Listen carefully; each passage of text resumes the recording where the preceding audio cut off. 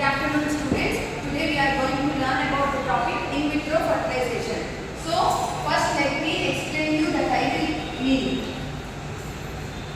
In vitro. In vitro means outside the body. So, wherever the fertilization takes place outside the body, that is called as in vitro fertilization. Vitro means in the laboratory. Meaning is lab. Okay. So, this type of reproduction type takes place in the laboratory. It is one of the assisted reproductive methods of reproduction. Okay, one of the assisted method of reproduction. So, first one is in vitro fertilization and second one is artificial insemination. So, first let us learn about in vitro fertilization. I already told you vitro means in the laboratory. So, this type of fertilization takes place in the laboratories. Okay, so what does the in vitro fertilization mean? In simple words, I will tell you. First, egg is collected from the donor or from the female. An egg is collected.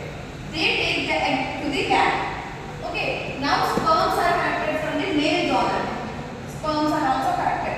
So in a culture box, in a culture medium, they keep both egg and sperm. Okay. Then they develop them, get into an embryo. They fertilize it and develop into an embryo. And this embryo is placed inside the mother of the mother. Okay, it may be a surrogate mother or it may be an actual mother who has given the egg. So this type of fertilization is in vitro fertilization. Why are these fertilizations become famous?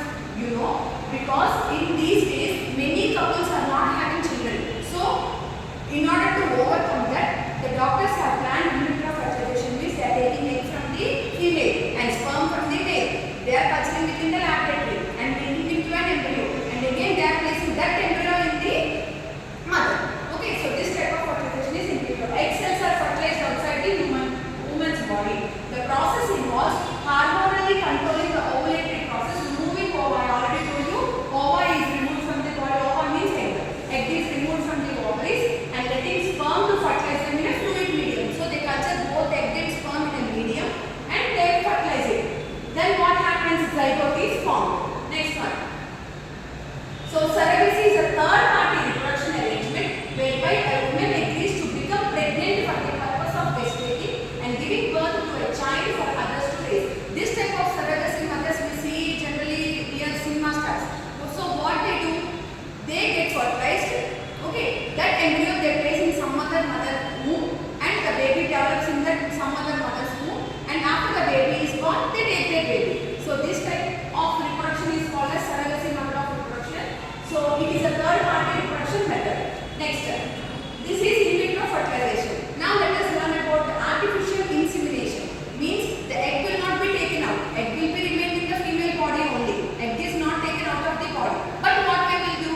They bring sperms via injection into the female body and inject the sperms into the body and fertilize in the mother's womb. So this type of fertilization is called as artificial insemination, where a sperm is placed into a female uterus using artificial means rather than by natural cooperation. Okay, next one. Who is an egg donor? An egg donor is a woman who provides usually several eggs for other person or couple who want to have a child. If suppose I am not having any tendency to produce an egg, okay, lifelong I will not be having children, then what to do? Means my husband's sperm is given to some other female who will donor me an egg, and that baby and that zygote will be placed back into my womb again, or it